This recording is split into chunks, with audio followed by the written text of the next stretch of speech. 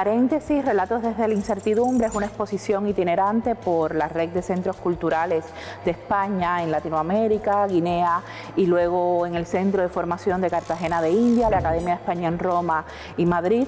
que surge a raíz de una convocatoria que se lanzó a principios de 2021 con la idea de ayudar, de fomentar determinadas ayudas para los creadores que evidentemente por causa de la pandemia estaban sufriendo una precarización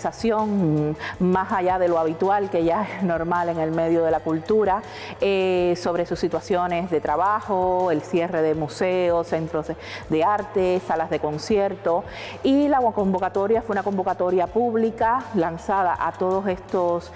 países donde está representada la red de la ESI, ¿no? La Agencia Española de Cooperación Internacional de Desarrollo, una convocatoria abierta a todos los lenguajes, todas las disciplinas creativas, con el único subtexto de cuál había sido la creación, ¿no? Piezas o trabajos que se hubiesen producido durante la pandemia. Son proyectos muy plurales. Si bien están atravesados por la pandemia, porque era la situación que estaban viviendo los artistas, hay toda una serie de reflexiones que van más allá de la pandemia y que tienen que ver con la salud mental, con los feminicidios, cuestiones que tienen que ver también con el olvido de otras grandes pandemias del siglo XX, como el cáncer y el SIDA, a raíz del protagonismo que tomó el COVID, también cuestiones que tienen que ver con la propia situación del creador, del artista, es decir, también temas que tenían que ver con los cuidados de los maternos, es decir, esto que se redobló durante la pandemia de las mujeres teniendo que conciliar la vida profesional y familiar en el propio hogar con los niños, las niñas, también son temas que emergen. Cuestiones que tienen que ver también con la economía informal, cómo subsistir en tiempos de pandemia, aquellos que tienen menos privilegios, que evidentemente viven más al margen en situaciones de marginalidad, en situaciones de exclusión social. Por tanto, la exposición es muy amplia, es muy abarcadora, es un coro bastante plural de situaciones que se están representando y que tienen que ver también no solamente con lo que se estaba viviendo, con la enfermedad, con el COVID, sino con las situaciones sociales en diferentes contextos donde de alguna manera la geopolítica marca la vida de los ciudadanos y las ciudadanas.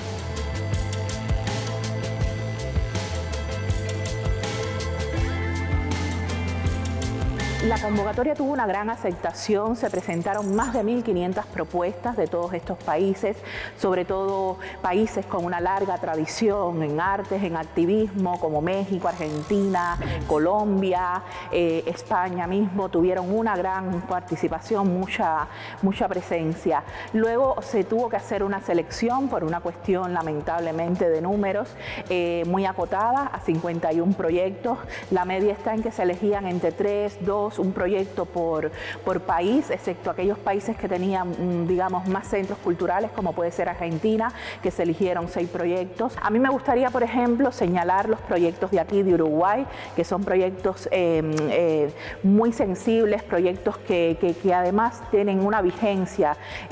muy importante, que están de alguna manera denunciando situaciones en el espacio social, denunciando cuestiones políticas, denunciando de una manera muy sutil a veces también, con una sensibilidad muy fina, las situaciones de violencia que se viven cotidianamente, ¿no? En la convivencia como ciudadanos y ciudadanas. Uno de los proyectos es un proyecto de humo audiovisual que precisamente lo que hace es registrar la marcha del silencio, que fue interrumpida porque no se podía salir a la calle, no podían haber manifestaciones públicas, aglomeraciones, que se llevó a las fachadas de los edificios, ¿no? Estas pancartas que estaban colgando y que